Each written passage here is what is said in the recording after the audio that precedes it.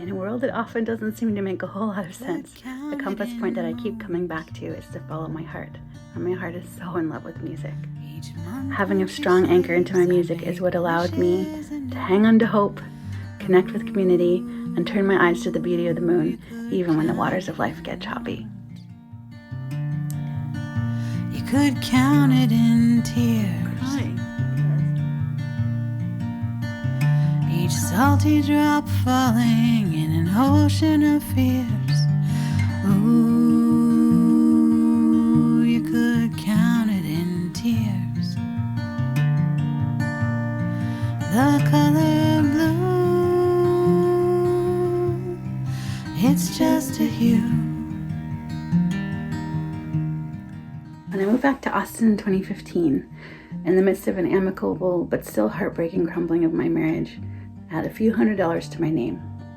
I put in my car southwest from Iowa with no plan or job lined up, only the deep knowing in my body that I had to be in a city saturated with music for my own health and happiness.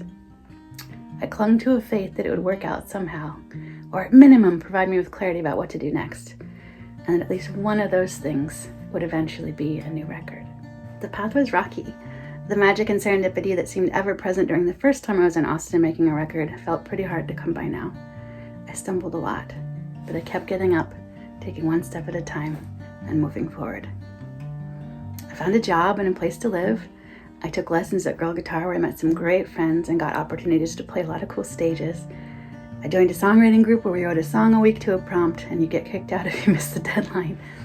I met a woman who held monthly ceremonies every new moon where we meditated, journaled, spoke our goals, growth, and things we wanted to release.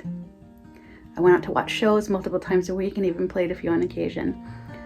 Bit by bit, I built a life I was proud of. Not perfect, but one that felt more and more like me.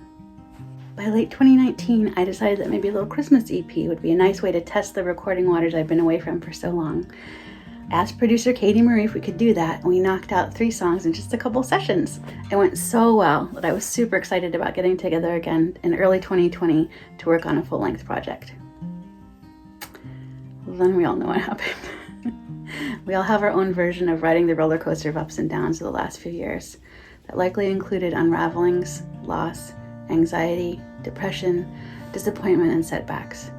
And yet, there was also plenty of deep self-discovery, reevaluation, persistence, growth, and change. Once again, I stumbled a lot, but I kept getting up, taking one step at a time, and moving forward. Those steps eventually added up to my debut full-length album, Counted in Moons. I named it after a line in my song The Color Blue that references those moon ceremonies that got me through my initial couple years back in Austin. I'm so proud of these 10 songs that run the gamut of nostalgia, loss, compassion, growth, and healing. I hope they will bring you a sense of companionship and heart balm. I'm finally ready to put them out into the world, and I've gotten to the point where I need your help. As you probably know by now, Kickstarter is an all or nothing situation, so we need to meet the goal in order for me to get any of the funds. I hope that you will join me in supporting this record and in spreading the word, because in a world full of algorithms and overload, it's really hard to get anybody to see something like this. So any way that you could share this with your friends and fellow music fans would really, really help out. Because in a world that doesn't seem to make a whole lot of sense, art and music help it make at least a little bit of sense.